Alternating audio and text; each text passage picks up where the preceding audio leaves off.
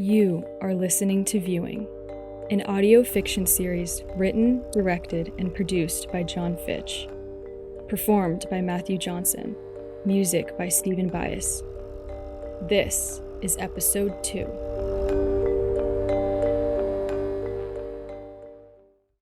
A small printing workroom.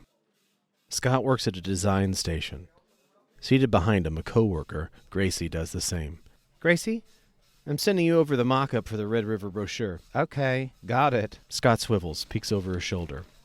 Well, this is great, Scott. Well done. Really? Absolutely. Look at the new guy on his first day and everything. Scott allows himself a small smile. Did you major in graphic design? Scott's smile fades. Art. Oh, are you going to be a famous artist one day? He turns back to his station. I can say I knew you when. Scott checks his phone, grabs his bag, and heads for the door. See ya. Where are you going? Work? I'll see you tomorrow. How many jobs do you have? Scott smiles at her, then slips out the front door. Scott jogs through the loading dock of a large warehouse. He stops in front of a rotund, disheveled supervisor. The man shakes his head, spits tobacco juice into a bottle. Jesus, son. Shift started 10 minutes ago. Scott rips open his backpack, fishes out a reflective vest. Sorry, I got held up in traffic. The man sizes Scott up, chuckles. What happened? DWA? Huh? Driving while Asian? Scott pulls on the vest. I took the bus. He turns, rushes toward the depths of the warehouse. Asshole. A brightly lit hospital hallway. Riley and a neurologist stand just outside Lucas's room. How long will he be like this? With this kind of brain injury, it's difficult to predict. But his body's doing what's best for him. His brain needs rest. That's the good thing about a coma. The good thing? She glances at Lucas's chart, then places a hand on Riley's forearm.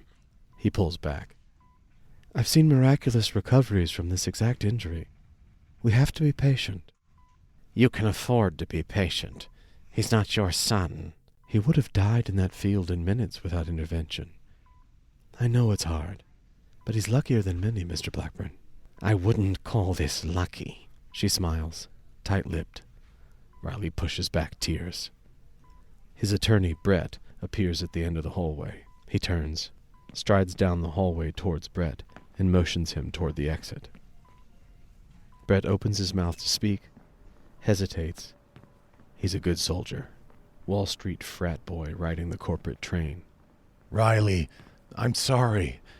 I know this is the worst possible time. Well, what is it? Brett pauses. Again. Spit it out. The board. They've called an emergency meeting. The pipeline. I thought you put someone on that. Riley digs in his jacket pocket for the piece of paper. I did, but the board also has concerns about this quarter's earnings. Well? Riley opens the paper, which contains Scott's sketches of the accident. It shakes in Riley's hand. What? Riley pulls Brett into a nearby room.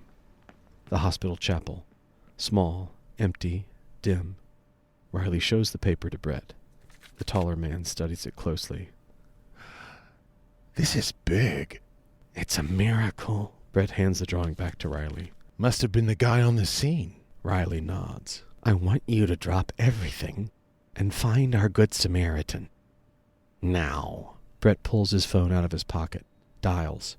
Riley gazes at the drawing. A dirty, windowless break room. Scott, exhausted, sits alone at a large table eating tuna from a tiny can, crackers from a wrinkled bag. He sketches, absently in a tiny notebook, the crackers, the tin. Then, a young woman's face. Reddish hair, sad, serious. Same one he saw on his apartment sketches. The door pops open. The supervisor waddles in, followed by Riley and Brett. They sport perfectly tailored business suits. They smile at Scott. Ah, there you are. This is my first 15. I have 10 minutes left. The supervisor gestures half-heartedly to Riley. Scott stashes his notebook. Oh, that's not why I'm here. This is Mr. Blackburn. Brett brushes off the tabletop with a file folder, pulls a chair out for Riley, sits next to him, turns to the supervisor. You can go now. The supervisor scoots out of the door. Brett opens his file folder. Riley extends his hand to Scott. Riley Blackburn. Scott, did I do something wrong? No. My goodness, no, Scott. I'm Lucas Blackburn's father. Scott draws a blank. Lucas, the guy in the motorcycle accident. Oh, yes. I'm glad I hope he's okay. Riley squeezes Scott's hand, stares into his eyes. Scott tries not to squirm. Brett takes a photo from the folder, shows it to Scott. It's a shot of Lucas in the hospital. He's alive, Scott. Thanks to you. Riley's eyes water. He releases Scott's hand, glances at the crackers. Brett clears his throat. I'm so glad. I'm... Scott, let us get you brunch. Well, I have to finish my shift. Mr. Blackburn owns this warehouse, and the parent company, and this entire industrial park. Riley nods, a tight-lipped smile. You can take the rest of the day off. Scott stares at the crackers on the grimy table. Blackburn Tower dominates the center of the city. 80 floors. Bright light careens off its dark blue glass. A large sign adorns the front, Blackburn Energy.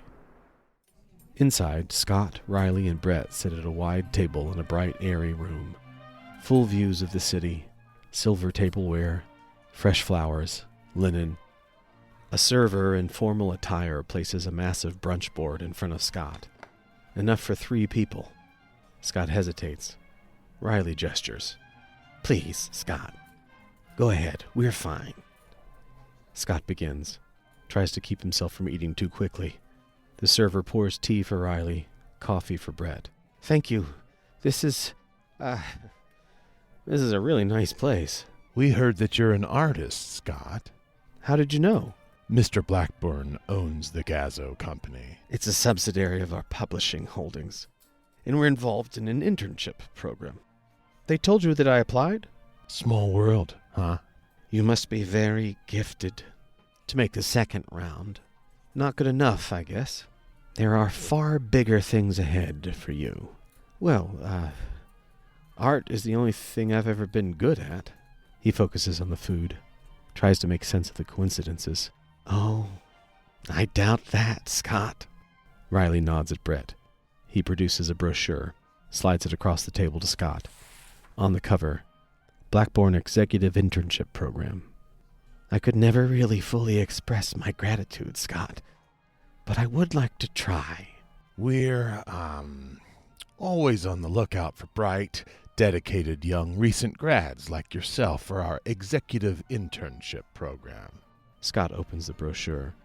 Photos of 20-somethings, smiling, wearing suits, sitting at conference room tables, shaking hands.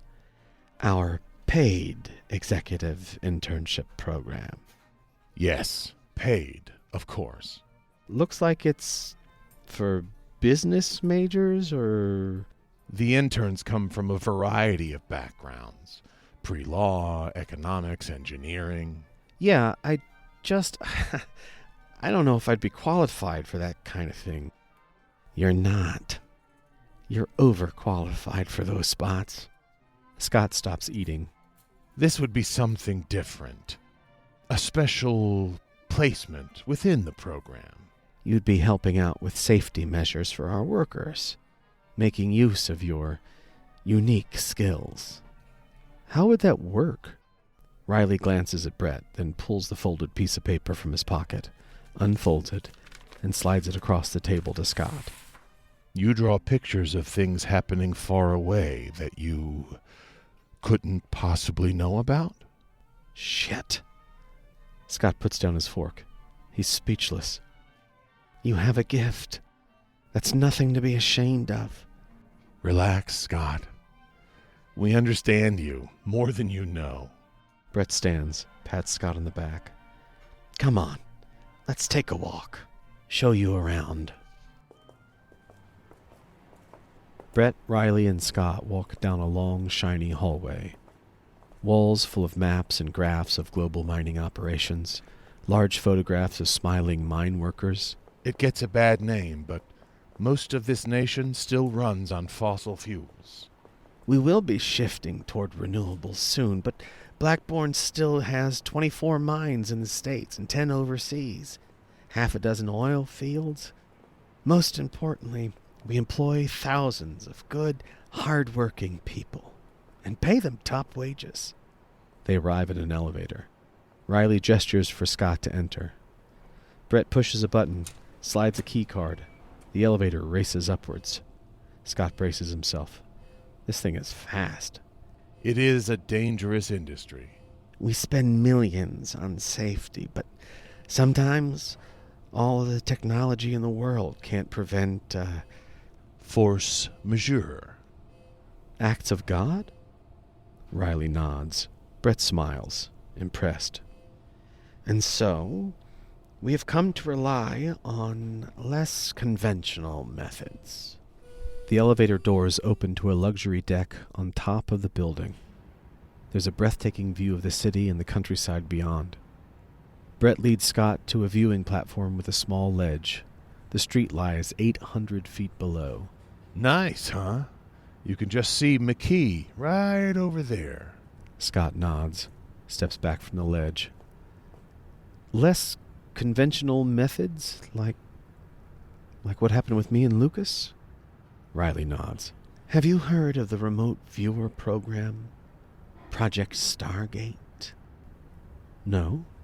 CIA, Navy, Air Force. Some people called them psychic spies. They called them remote viewers, not psychics. They don't tell the future. That's impossible. The U.S. government used psychic, viewers? For decades. Brett produces a folder, hands Scott a file of documents, motions for him to open it. And so have we. Scott thumbs through the pages. U.S. Defense Intelligence Agency. Declassified. Viewers?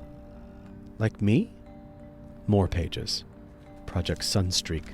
Stargate. Stanford Research Institute. They've been enormously successful. Remote viewing program. Intelligence gathering tool. Then maps of mine sites, oil fields, gas pipelines, all labeled with a Blackbourne Energy logo. Scott closes the folder. Our associates have found things that the geologists and satellites, artificial intelligence just can't find. But we haven't seen anyone as naturally gifted as you in a while. And just when we need help with a new project, Providence brings you to us. Kismet, synchronicity, coincidence, whatever it is, it's amazing. Miraculous, really. Moments later, Scott, Brett, and Riley stand in a long carpeted hallway in front of a closed door. A security guard produces a ring of keys from his pocket, inserts one in a door lock, and turns it while simultaneously swiping a key card over the handle. If you joined us, you'd have an experienced trainer, someone like you, someone to help you manage and improve your ability. Plus, free room and board. The door swings open, revealing a spacious, squeaky clean apartment. Flawless contemporary decor. The security guard turns away. The trio enter. And a salary. $100,000 for a 6-month trial period. Scott tries to take all of this in. The apartment is nicer than any place he's ever seen in person. Brand new kitchen, pool table. Wait, $100,000 for 6 months? Scott walks towards a massive wall of windows. That's if you make it through the brief selection process. Takes a couple of days at most. Moments later, Scott, Riley, and Brett gaze through a large glass window into a brand new open-concept office space. Standing desks, beanbag chairs, foosball tables, ping pong, air hockey, massage chairs, and a small group of 20-somethings. They lounge, play, chat. And you wouldn't get lonely. You'd be living alongside our executive interns. Scott scans the scene. The interns look confident. They're well-dressed, attractive, look like they were popular in high school. Not really his thing. People your age. They work hard, but they know how to have fun. Do you golf, Scott? We have an indoor course. Then Scott catches sight of Tori. She looks familiar. He freezes. Her dark eyes, red hair, jaw. She's the same young woman that he sketched at the warehouse and in his apartment. Scott's hand shakes. Brett catches him staring. That's Tori. She's the intern team leader. Scott tries to catch his breath. Brett notices. You feeling okay? It's, a lot to take in. Are they like me? Oh, no. They're nothing extraordinary. We don't have any viewers at the moment. We need you. Tori catches Scott staring. She waves, smiles. Another intern, Ada, sees him watching Tori, shoots him a flirtatious look. She waves. He attempts to wave back. And that's Ada. She's new, too. The elevator doors open at the first floor. Riley and Brett escort Scott past a sprawling and well-attended security desk through the massive lobby toward the main entrance. We don't need an answer right now, but we have a new project coming online in 48 hours, so... Riley and Brett escort Scott down to the front steps toward a waiting limo. If you're interested, you'd need to begin the selection process right away. And so...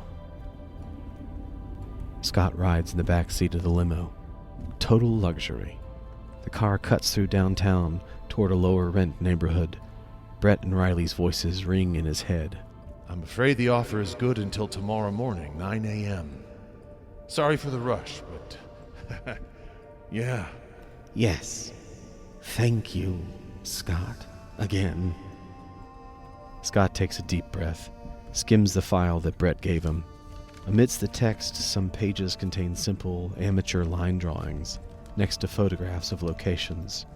The resemblances are uncanny. Scott gazes out the window at the passing city. His eyelids grow heavy. His mind drifts back to another time, to an elementary school classroom. A dozen children sprawl on the floor, napping on mats. A teacher quietly makes his rounds. He stops in front of a 6-year-old Scott, crouches down beside him. A large sheet of drawing paper rests beside the sleeping child. It's filled from edge to edge with crayon sketches. The teacher stares closely at it. His face goes white. On the page, a man lies on the side of a street. Blood seeps from his head. Paramedics administer aid. Police direct traffic. The style is kinetic, hurried. Scott wakes, eyes the teacher, yawns. Scott, you were supposed to be napping, not drawing. I was. Then who drew this? I don't know. You don't? The teacher gently rolls up the paper, takes a deep breath. Am I in trouble? No. No. It's kind of a scary picture, though, isn't it? It's real. You mean it happened? You saw it? Scott shakes his head. No. It's happening right now. The teacher eyes him, worried. The vision vanishes. Scott slams Brett's file folder shut, gazes back out of the car window. The city flies by in a blur. Despite a flood of flowers, a gloom hangs in Lucas's room. Several machines hold him just above death. A large bodyguard sits next to the bed reading a book. A pistol bulges beneath his jacket. Another strapped to his ankle. A smaller bodyguard slides into the room. All good? Yep. Quiet. The big man stands. The smaller one takes his place in the chair. His eyes sweep the scene. Satisfied, he nods. The big man pads out of the room. The smaller one leans back, takes a swig of coffee from a tumbler, and checks his watch. Scott opens the front door to his apartment building, turns to wave at the limo driver. He steps inside. A familiar form squats on the stairs. His father, Russ, mid-50s, plump but muscular, imposing. He pockets a flask, stands. "Dad?" "Let's go home, son." Russ holds up the final eviction notice he ripped from Scott's mailbox. "You went through my mail?" "There's also a note on your front door." "I can pay them on Friday." "It's no use. They already changed the locks." Scott gazes up the dark stairwell. "Let's go. We'll come back with a truck tomorrow." Russ stands, moved past Scott, toward the exit. Scott dodges him, stands his ground. "I'm staying. I told you I'm never going back to McKee." "Scott, don't be stupid. Come on, let's go home." Scott spins. "Don't call me stupid. I'm not stupid." Scott rushes past Russ, rips open the door, strides into the darkness toward the street. Russ rushes after him. "Scott, stop!" Scott freezes. Russ moves toward him. Scott backs away. "I'm not stupid. You're not calling me that. Ever again." "I didn't mean that. You're just naive. It's a tough life, son. I can do this on my own. You can't even hold down a real job. Fuck off." Scott pulls out his vape, takes a drag. "Fuck off? After all I've done for you, you repay me with this childish attitude?"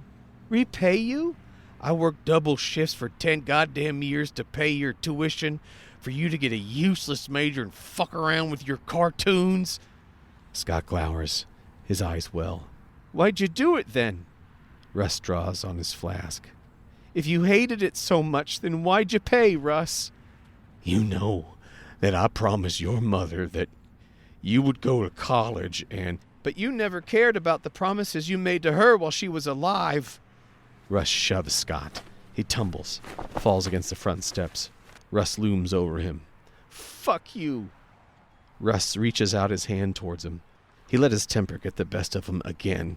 "I shouldn't have done that. Come on, let's go." Scott slaps his hand away, jumps up, and slaps his father. Blood seeps from Russ's nose. "You miserable little shit." Scott pushes past him, then bounds into the street. Russ calls after him. "I tried to help you, but we're done, Scott. You hear me? You and I are done." Scott sprints down the road into traffic. A passing car nearly hits him. Scott stumbles, then dashes toward downtown. Blackburn Tower glows on the skyline. On the other end of the city, Cooper gazes out the windshield of a new Toyota Camry. He checks the pistol resting in the passenger seat.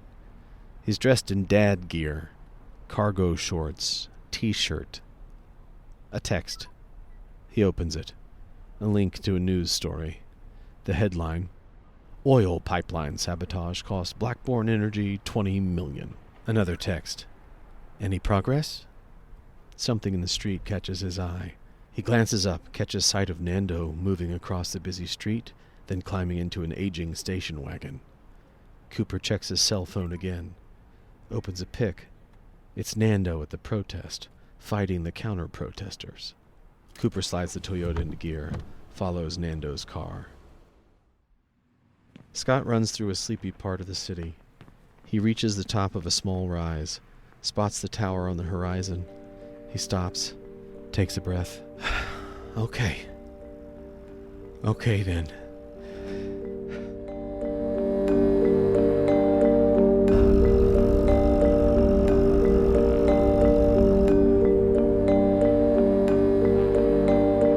You have been listening to Viewing, written, directed, and produced by John Fitch, performed by Matthew Johnson, music by Stephen Bias, recording session produced by Chad Cogdill, sound design by Alex Furton, Kira Mortensen, and John Fitch. This series is dedicated to Emerson Kennedy St. John. Copyright 2024. All rights reserved. For more information, go to www.viewingseries.com.